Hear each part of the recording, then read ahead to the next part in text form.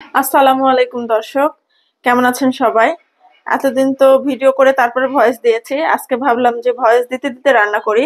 তো রান্না করব হচ্ছে বড় মাছের মাথা দিয়ে এই যে আলু ঘন্ট আর শাক ভাজি আর পেঁয়াজ দিয়ে শুধু মাছের ঝোল করব। হলুদ দিয়ে দিলাম, মরিচের গুঁড়ি দিয়ে দিলাম, লবণ দিয়ে দিলাম। এখন ভালো মতো মাখিয়ে নিব। এদিকে আমার যমজ দুই ছেলে মেয়ে বলেছে, মা আমাদেরকে টিফিন খাওয়াতে যাবা।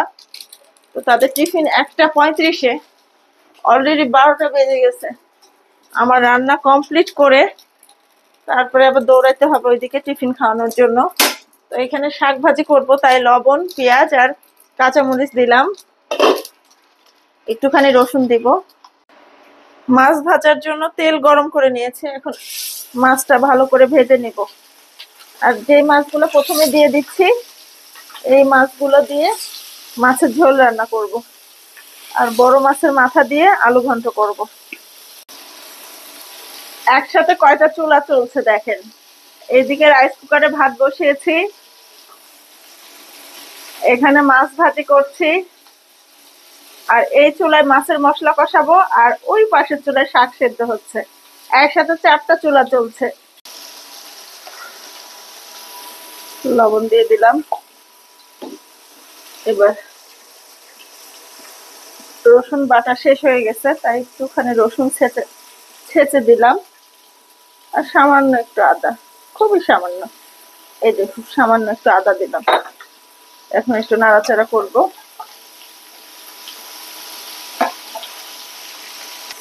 মরিচের গুঁড়া, হলুদের গুঁড়া, ধনিয়া সামান্য একটু, সামান্য জিরা দিয়ে সামান্য একটু পানি দিব। হতে থাক, মশলাটা কষাবো বেশ কিছুক্ষণ। মাছগুলো ভাজা হয়ে গেছে, এখন আমি মাছের মাথাটা দিয়েছি, তাই এপিট ওপিট করে একটু ভালো করে ভেজে নিব। মাছের মশলাটা কষানো হয়ে গেছে, এখন আমি মাছটা দিয়ে কিছুক্ষণ কষাবো।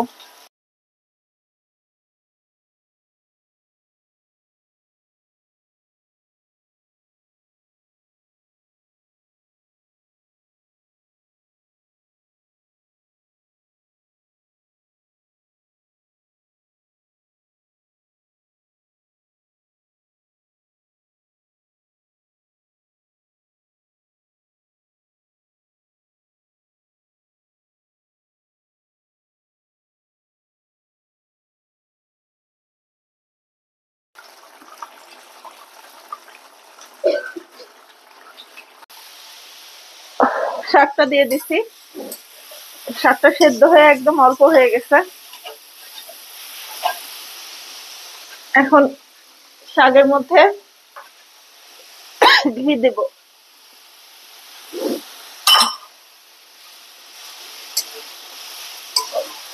ছোটবেলা থেকেই দেখতাম আমার আম্মু শাক ভাজি করলে এরকম নামানোর আগে একটু ঘি দিয়ে নিত। এদিকে মাছটা কষানো হয়ে গেছে, এখন আমি ফ্রোজেন কিছু মটরশুঁটি দিয়ে দিলাম, দিয়ে একটু ঝোল দিয়ে দিব। এখন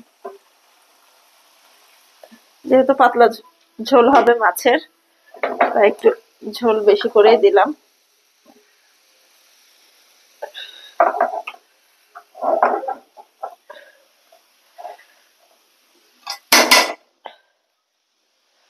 মাছের মাথা দিয়ে যে আলুর ঘন্টটা, এটা আমার নানি রান্না করতো।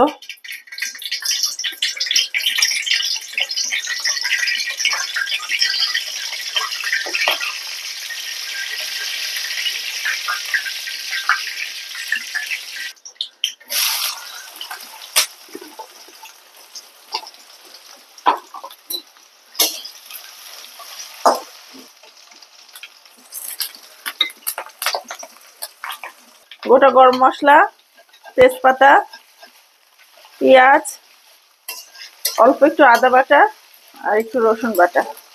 এখানে জিরা, ধনিয়া, গুঁড়া মরিচ আর হলুদ পানি দিয়ে গুলে রেখেছিলাম, সেটা দিয়ে দিলাম। এটা ধুয়ে একটু সামান্য পানি দিয়ে দিই। আর এখানে আরেকটা মশলা অ্যাড করব, সেটা হলো শাহি গরম মশলা। এই যে এই শাহি গরম মশলা 1/2 চামচ অ্যাড করব।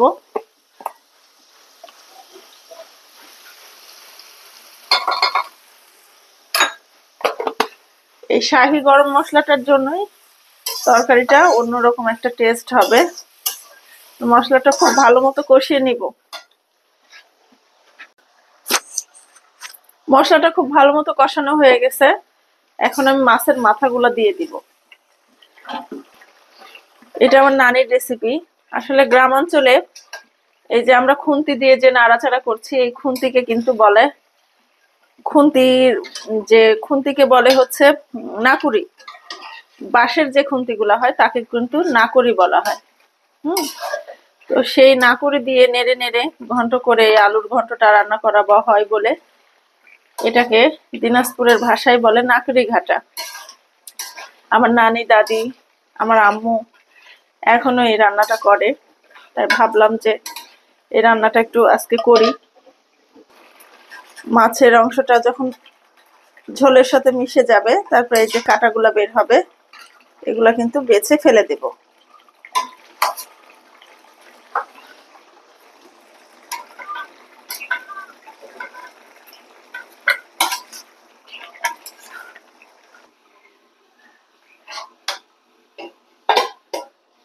মাছের মাথাটা আর মাছটা উঠিয়ে নিলাম। এখন আলুটা কষাবো। যে ঝোলটা আছে সেটাতে আলু কষাবো, আর তার আগে এখানে যে কাঁটাগুলো আছে সেগুলো বেছে নিচ্ছি। এই যে কতগুলো কাঁটা বেছে নিয়েছি। কাঁটা তো আলুগুলো ঢেলে দেব।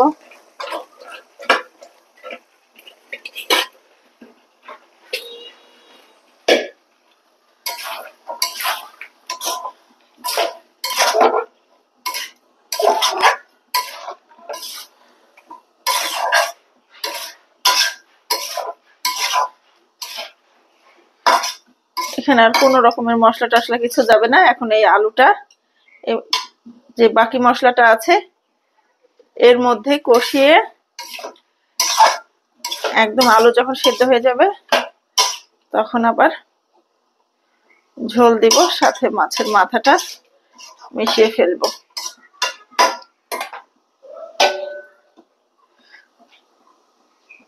মাছের ঝোলটা অলরেডি কমপ্লিট, পাতলা ঝোল। চুলাটা বন্ধ করে দিলাম। এখন সামান্য একটু জিরা, ভাজা জিরার গুঁড়া দিব।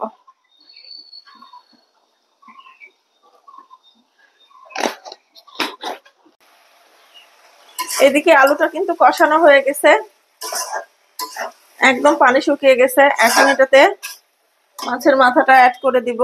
আর ওইদিকে আজান পড়েও গেছে। আর এই আলুটাকে এইভাবে চামচ দিয়ে ভেঙে ভেঙে দেওয়া হয় বলে এটাকে দিনাজপুরের নাকড়ি ঘাটা রান্না বলে। তো মাছের মাথাটা এবার দিলাম। যেহেতু মাছের মাথাটা আগে কষিয়ে মোটামুটি রান্না করে নিয়েছি, তাই এখন আর বেশি কষাতে হবে না। এখন ঝোলের পানিটা দিয়ে দিব। তরকারিতে ঝোলের পানি দিয়ে আমি গোসলে গিয়েছিলাম। গোসল থেকে এসে দেখি তরকারি হয়ে গেছে। এখন বাচ্চাদের জন্য টিফিন প্যাক করছি। আর যেহেতু শাকভাজি ছোট কন্যা খাবে আর ছেলে খাবে না, সেই জন্য শাকভাজি অল্প করে নিলাম। আর দুইজনের জন্য 2 পিস মাছ নিয়ে নিলাম। এখন আমি সেই আলু ঘন্ট উঠিয়ে নিব। যদিও মাছ দেখে তারা নাক ছিটকেছে প্রথমে, কিন্তু আলু ঘন্ট দিয়ে ভাত খেয়ে আমার ছেলে বলেছে মা খুব টেস্ট হয়েছে। আলু ঘন্টটার জন্য ভাত খেতে পারলাম। আর ও শাকও খায়নি, একটা মাছ আর আলু ঘন্ট দিয়ে খেয়ে নিয়েছে। এইদিকে ওদের বাবা রাতে খাবার খাওয়ার সময় আলু ঘন্টটা খুব পছন্দ করেছিল। এদিকে আমার 5 মিনিট লেট হয়েছে। দুইজন স্কুলের গেটে বের হয়ে দাঁড়িয়েছিল আমার জন্য। তো যেমনি আমাকে দেখেছে দৌড় মেরেছে। ওদেরকে টিফিন খাওয়ানো শেষ করে অলরেডি আমি বাইরে বের হয়েছি। যেহেতু যাওয়ার সময় অটোতে গিয়েছিলাম, তাই আসার সময় হাঁটতে হাঁটতে চলে আসলাম। আর খুব একটা হাঁটাও হয় না, সেজন্য ভাবলাম একটু হাঁটতে হাঁটতে যাই। আর স্কুলও একদম নিকটে বাড়ির, তাই ভাবলাম যে হাঁটতে হাঁটতে যাই। আসার সময় এক জায়গায় দেখলাম সরিষা ফুল, মানে নদীর ধারে সরিষা ফুল, খুব ভালো লাগছিল, তাই একটু ভিডিও করে নিলাম। তো আজকের ভিডিওটি এখানে শেষ করলাম। আল্লাহ হাফেজ।